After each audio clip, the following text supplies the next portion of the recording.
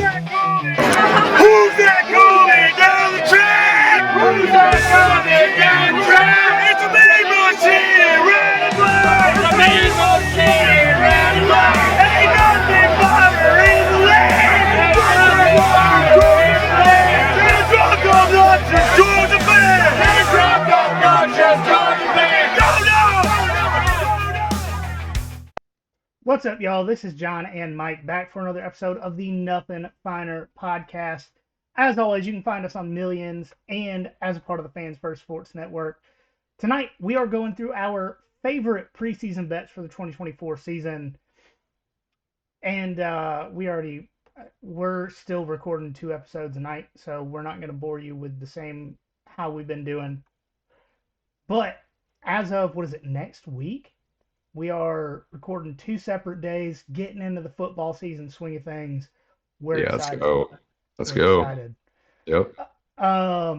So, precursor to the bets, I am using MyBookie because I don't have a Hard Rock account and can't make one in Georgia until you guys get out and vote in November to allow legalized sports gambling within the state of Georgia. We don't talk politics, we talk gambling, and you have to vote for that. So let's go. Let's go. Then I'm using Hard Rock because I made one in Florida and I go down there enough to make it worthwhile. So,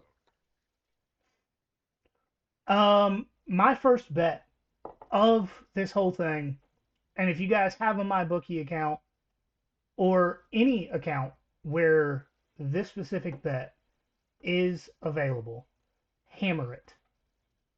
I'm not going to say bet the house because it's going to take a while to come back on. Georgia over-under conference wins is at 6.5 on MyBookie.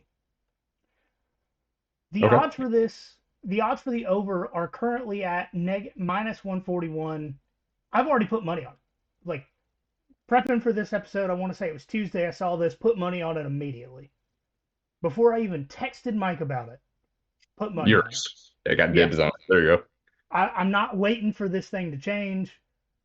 My favorite bet of the offseason right here. That seems pretty good. I mean, so you're confident that they're going to win? All right, they're going to lose. Yeah, they're going to go 7-1. So, I mean, I think I'm on board with you there. All right, so my first one kind of alluded to this a week or two ago. How we're both really high on Georgia Tech, but my first one, Georgia Tech over 4.5 wins, which seems fucking disrespectful. Is that conference wins or no? It's just wins total. I wish MyBookie had this. Yeah. So yeah, on the Hard Rock book in Florida, Tech 4.5. It's minus 140 for over 4.5. So I'd go ahead and take that. Talked about in the last episode with Connor. Did the whole helmet schedule for the core 4 teams, and I actually have Tech going 9-3. So, like with that said, I had losses against Louisville, Virginia Tech, and Georgia on that. So that gives plenty of room for error for that. I think they get to 5 wins by the end of their October 5th game against Duke. And then just like a bonus pick, honorable mention. Last I looked, Tech was an 11.5 point underdog against FSU week 0. I think it's less than that now. It was 11 when I looked. Okay, so it hasn't gone down too much. But I'll take Tech as an underdog there, as well as maybe even putting a little bit of a money line sprinkle on them because I feel very confident about them going to Dublin and just messing up Florida State's season. Not even in America. I don't even know if it's going to be a win, but 11 points is disrespectful to what Georgia Tech did down the stretch last season. I mean, as good as Georgia Tech's offense was last year, especially the last month of the season and going to the bowl. And they got defensive line transfers from multiple SEC schools. Like, come on now. Like, what they're not. They're going bowling at a minimum. So, like, take the over, hammer that. Take it to the book. Yeah.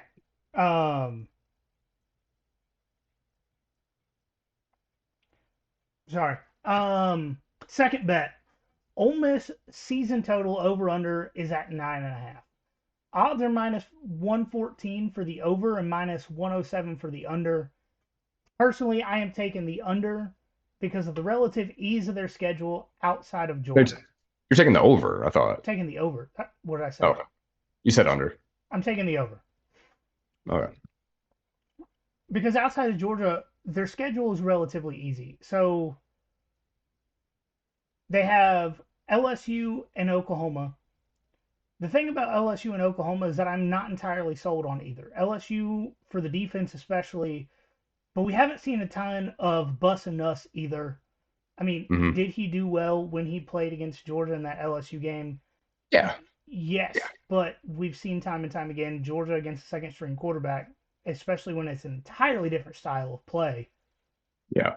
Because you have Jaden Daniels, who's just as good on his legs as he is with his arm, go out of the game, and then you have a pocket passer, Brett Favre style quarterback come in. It's an entirely different defensive scheme you need to put in. But on the Oklahoma side of things, I'm not convinced about their offense or their defense. Jackson Arnold showed flashes of elite quarterback play against Arizona, but he also had 4 or 5 turnovers. That's fair. If, and it's a big if, Skeletor can continue to improve their defense, that could be a challenge. But I'm a believer in both Ole Miss offense and defense. I mean, I'm with you there. Like, as much as Lane, like, we talked shit about Ohio State, being big portal, buyers. Ole Miss did the same thing, but I think they did it better. So, I I mean, agree. I'm with you there 100%. Proven Power 5 guys at multiple positions, especially on the defensive side of the ball. Yeah. I'm on the Lane train. Yeah. Yeah. Choo choo. All right, next. My second one, I have over 6.5 wins for Kentucky. That's minus 115 on the Hard Rock book in Florida. Again, going back to my helmet schedule for the rationale of this. I have Kentucky going 9-3. Losses against Georgia, at Ole Miss, and then at Texas. Even if they lose against Tennessee and at home against Louisville, they're still going to win comfortably 7 games. So yeah, I mean, again, I think this is easy money. I'm a big believer in Brock Vandagriff. The guy Jamon Dumas Johnson, the guy Pop there on the defense, being the quarterback on the defensive side. So I feel really good about Kentucky. Yeah, and the number of guys they bring back on the defense, just in general. I mean, Deion Walker, their cornerback who led the country in interceptions last year. I cannot remember his name right now. Um, but Yeah, much. freshman last year, he'll be with the team at least one more year after this. I agree with that. I love that pick. Well, and they got, I mean, look at the receivers they got too. I mean, like Brock's got some weapons there. He Oh really yeah, does. Like Levy was not able to take advantage of that last year. They had fucking Ray Davis and they couldn't really do anything. So, yeah, dude, I'm way like on board with Kentucky over 6.5 this year. Again, at minus 115, pretty standard. I'm with the Wildcats there. all right, my next bet. So on my bookie, Utah to make the playoff, not win the conference, not win the playoffs, to make the playoffs, is at plus 232 odds. And I talked about That's it last week, talked yeah. about it a couple weeks ago. I think Utah's making the conference championship game, and I think they have a great chance to win. So plus 232 odds, I'm taking that. Like if I Mhm. think they win the Big 12, that's an automatic top 4 spot. If I think they're 11-2 at the end of the season, probably getting in anyways. Utah to make the playoffs at plus 232 to me is free money. Yeah. It's almost too good to be true, but I mean, I'm on board with you there. Cam Rising, hopefully he stays healthy, realizes he's not, indestructible because he's been very destructible. Um, That's the biggest thing. If Cam Rising goes hurt, I take back what I said about Utah making the championship game. I take back what I said about Utah making the playoff. Everything I've said about Utah is completely dependent on Cam Rising. he's a grown ass fucking man. Like talking about Stetson Bennett being old. Cam Rising, I mean, he's perfect for Utah, just culturally, but just being an old man playing college football. But yeah, dude, I'm on board with you there. All right. And then the last one I have here, and I can look up another one if I need be because I had some stuff saved. But I do have over 7.5 wins for Arizona, and again, that's total wins, not just conference wins. My helmet schedule has them going 10-2 with losses at Kansas State and at Utah. Again, if they lose toss-ups against West Virginia at home, at BYU and Provo, they still win 8 games comfortably. I know the move to a new conference waters down people's confidence, and Pac-12 teams going to the Big 12, Pac-12 teams going to the Big 10, so on. ACC moves and stuff like that. I feel really good. This team won 10 games last year, and they're going to a worse conference. I think you can comfortably say at least, across the board. And they don't have Texas and Oklahoma, like we mentioned in the last episode. So again, I feel really good about that. And my fantasy quarterback Noah Fafita, he's real. People forget he's there. So I got these Wildcats going 7-5 or over 7.5 wins. I'm just a pro Wildcat game guy. Got my head in the game. My last bet is Clemson to make the playoffs is plus 196. I think they've got a good shot to win the conference. And I think the second place team in the ACC also makes playoff as long as they have 10 or 11 wins. To me, Mhm. that's just easy money. Well, yeah, I mean, you think like, okay, so the core four, they get each of them get two in. Let's just say so that's eight. Quick math guy.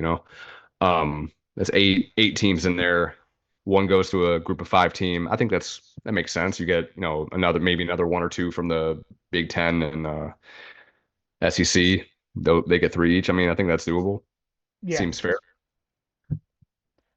And then let me double check this real quick because I had a few over here.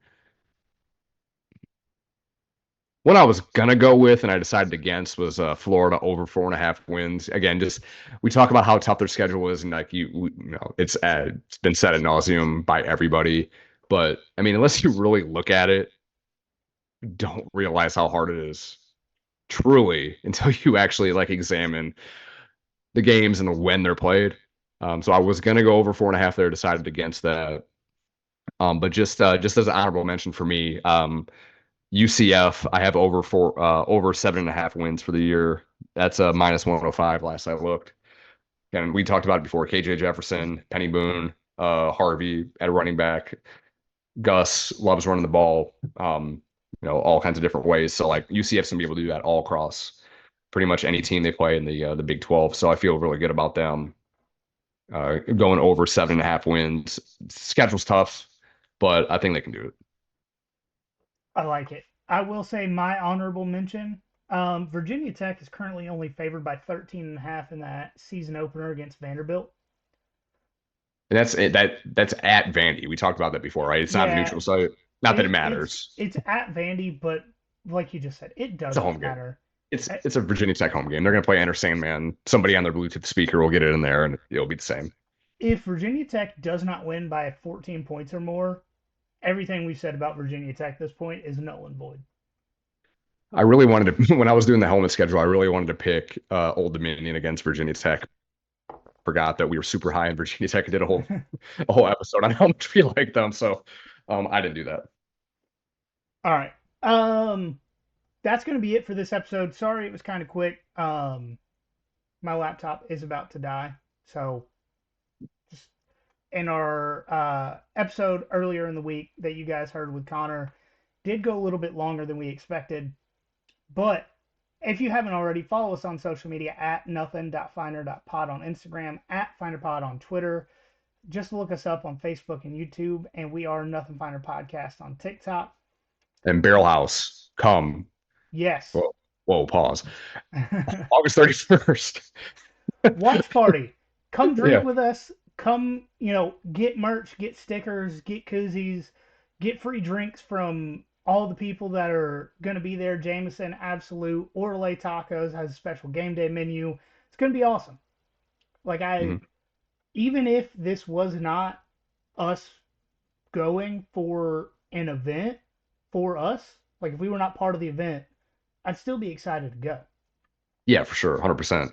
Centrally located, man, you can't beat it. Yeah, if you just come watch the Georgia game there and go somewhere else, you can walk anywhere in Savannah from their location. It's phenomenal. Parking deck literally underneath there. You got to go around the corner to get into it. But great location. It's going to be a ton of fun. We're going to be there drunk adjacent. It's going to be great. But as always, guys, remember there is nothing finer in the land. Then a drunk obnoxious Georgia fan.